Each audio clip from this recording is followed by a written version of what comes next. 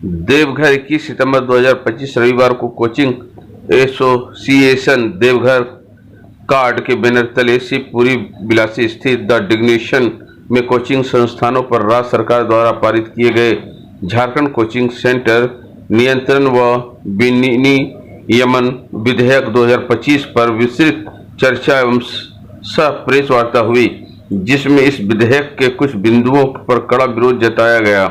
साथ ही छात्रों की तय की गई न्यूनतम संख्या और बैंक गारंटी के लिए 5 लाख की राशि वाले नियम को निरस्त करने या उन पर पुनः विचार करने की मांग उठाई।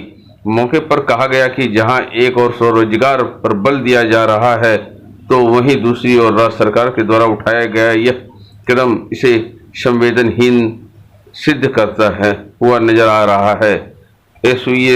एसोसिएशन के सभी सदस्यों ने ध्वनि मत से इस विधेयक का विरोध किया।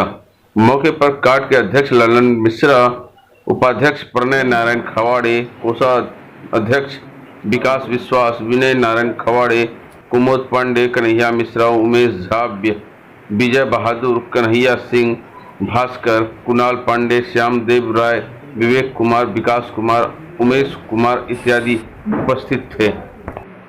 हम लोग देवघर कोचिंग एसोसिएशन के सभी सदस्य सर्वसम्मति से सरकार से ये मांग करते हैं कि इस झारखंड कोचिंग सेंटर नियंत्रण व विनियमन विधेयक में पुनर्विचार कर इसे निरस्त किया जाए, ताकि कम बजट वाले जितने छात्र हैं वो सभी अपनी पढ़ाई सुचारू रूप से जारी रख सकें और हम लोगों का भी रोजगार छीनने की संभावना बचे। मतलब सबसे पहला तो सरकार ने 5 लाख का बैंक गारंटी स्कीम एक बनाया है।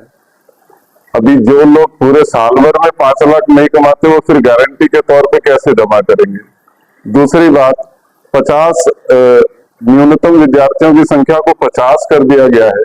उन 50 विद्यार्थियों से उतनी कमाई भी नहीं हो पाएगी। और दूसरी बात ये है कि जो 51वें विद्यार्थी हैं, क्या हम लोग उनको मना करके भेज देंगे या इस संख्या को पुनः सुधार करके 200-250 के आसपास किया जाए और सारे कोचिंग इंस्टीट्यूट जो छोटे स्तर के हैं सभी ये चाहते हैं कि कैरियर ओरिएंटेड पढ़ाई हो, सारे छात्र का कैरियर बने।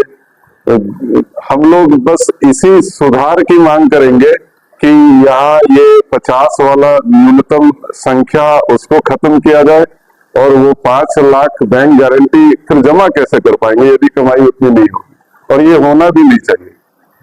हम सरकार से ये गुजारिश करते हैं कि आपका जो अपना क्षेत्र है, जैसे सरकारी स्कूली शिक्षा, उस व्यवस्था को यदि सुधार दिया जाए तो कोचिंग इंस्टीट्यूट ऐसे ही फिर जरूरत ही नहीं पड़ेगा छात्रों को। फिर अब ललन सर, मेरा नाम प्रलय नारायण, अभी कोचिंग एसोसिएशन देवघर के उपाध्यक्ष के तौर पर और कोचिंग फेडरेशन ऑफ इंडिया के जॉइंट सेक्रेटरी के तौर पर बोल रहा। पारित हुआ नहीं है, होने को है, लेकिन सरकार ये शिक्षा समवर्ती सूची में है, सबको पता होगा। तो सब पहले एक समग्र शिक्षा अभियान चलता था। समग्र शिक्षा अभियान में कि गांव घर के वैसे युवा साथी जिस घर में दिया कभी जला नहीं, सदियों से अंधेरा है, वहां दिया जलाने के लिए सरकार ने समग्र शिक्षा अभियान के तहत वैसे विद्यार्थियों को, लड़का लड़कियों को जोड़ने का प्रयास किया। और अब इस विधेयक जो 2025 में झारखंड सरकार लागू कर रही है, उस सबसे कोचिंग वालों को लग रहा है कि क्या ये संभव हो पाएगा। क्या इसलिए संभव नहीं हो पाएगा क्योंकि किसी के पास कितना विद्यार्थी है ना है, और वो जो विद्यार्थी का शुल्क है, जो फीस जिसको कर, वो सरकार तय करेगी। वो रेगुलेटरी कमेटी रहेगी, उस कमेटी का शिक्षा दर का स्थिति होगा कि कितना फी रहेगा, और सरकार जमा के रूप में बैंक में पैसा लेगी कोचिंग संस्थान से, तब रजिस्ट्रेशन हो पाएगा उनका। और विदाउट रजिस्ट्रेशन का कोचिंग नहीं चल पाएगा। ये विद्यार्थी की संख्या 50 रखा है, और ये लोगों को भी पता होगा कि उस घर में भी दिया जलना चाहिए जहां सदियों से अंधेरा है। इसलिए ऐसे विधेयक को लेकर कोचिंग क्लासेस की, जो प्राइवेट कोचिंग क्लासेस के हैं, ऐसे मैं देवघर कोचिंग एसोसिएशन का अध्यक्ष के रूप में कह रहा हूं, तो ऐसे संभव नहीं है। इसलिए उस घर में भी दिया नहीं जल पाएगा जहां सच में सदियों से अंधेरा है। इसलिए सरकार को इस विधेयक पर सच में कोई पुनर्विचार करनी चाहिए।